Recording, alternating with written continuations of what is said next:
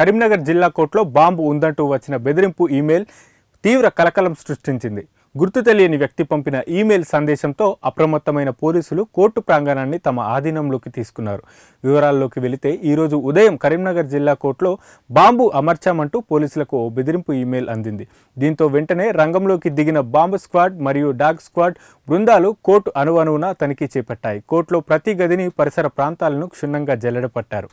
సుమారు 2 గంటలకు పైగా ఉత్కంఠంగా సాగిన ఈ తనిఖీల అనంతరం కోర్టులో ఎలాంటి పేలుడు పదార్థాలు లేవని పోలీసులు నిర్ధారించారు. అదొక ఫేక్ ఈమెయిల్ అని తేలడంతో కోర్టు సిబ్బంది మరియు ప్రజలు ఊపిరి పీల్చుకున్నారు. కాగా బెదిరింపు ఈమెయిల్ ఎక్కడి నుంచి వచ్చింది, ఎవరు పంపారు అనే కోణంలో పోలీసులు దర్యాప్తు చేస్తున్నారు.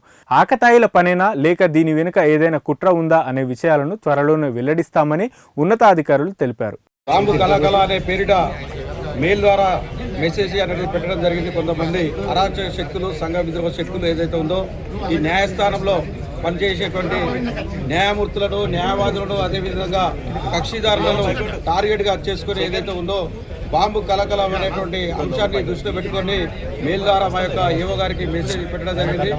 అట్టి క్రమంలో వెంటనే స్పందించినటువంటి ఏవో గారు మన 2 టౌన్ పోలీసు ఉన్నతాధికారులకు ఏదైతే ఉందో ఈ వార్తను చెప్పగానే వాళ్ళు జాగిలాలతోటి ఈ యొక్క కోర్టు ప్రాంగణానంతా కూడా తనిఖీ చేయడం జరిగింది.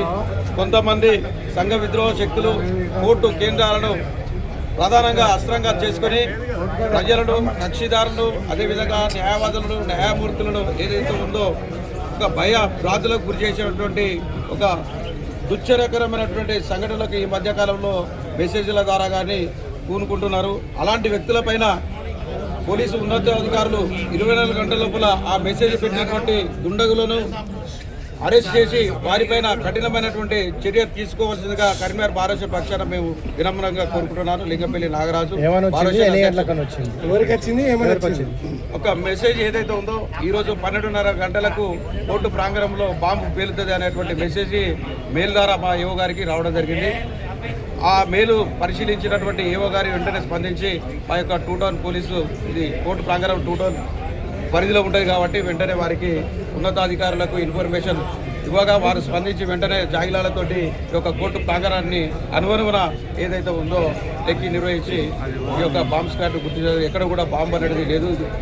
కావాలని కొంతమంది వ్యక్తులు అల్లరి ముగ్గులు కావాలి, అసాంఘిక శక్తులు ఏదైతే ఉందో కోర్టు ప్రాంగణము శాంతికి నిలమైనటువంటి ఒక న్యాయస్థానాన్ని ఏదైతే ఉందో కక్షిదారుల పట్ల కామధేను కల్పదరుగా ఉన్నటువంటి వ్యవస్థలో ఇలా అలజడి చేసేటువంటి సంఘటన. ఈ సంఘటనకు ఈ మెసేజ్ ఎవరైతే పెట్టారో వారిని వితిన్ 24 అవర్స్ లోపలనే వారిపైన ఆ దుండగులను గుర్తించి వారిని వెంటనే అరెస్ట్ చేయాలని మేము కరీంనగర్ బారోష పక్షాన కోరుతున్నాం. మొత్తం ఎన్ని కోర్ట్స్ ఉంటాయన్నా? ఇలా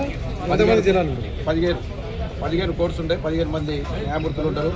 దాదాపు ఇక్కడ నిరంతరం పనిచేసేటువంటి వ్యక్తులు, న్యాయవాదులు, న్యాయమూర్తులు కలుపుకొని 2000 మంది పైగా అనునిత్యము ఇక్కడ పనిచేసేటువంటి వ్యక్తులు ఉంటారు. వారితో పాటు కక్షిదారులు కూడా 1000 మంది, 1000 సంఖ్యలో ఉంటారు. ఇది దీన్నే కొంతమంది ఉగ్రవాదులు కావచ్చు, కొంతమంది అసాంఘిక శక్తులు కావచ్చు ఈ యొక్క ప్రాంతాన్ని కేంద్రంగా కోర్టు ప్రాంగణాన్ని కేంద్రంగా చేసుకొని ఈ యొక్క దుశ్చర్యకు ఒక తప్పుడు ప్రచారమైనటువంటి వార్తను ఏదైతే ఉందో మెసేజ్ ద్వారా పెట్టడం జరిగింది.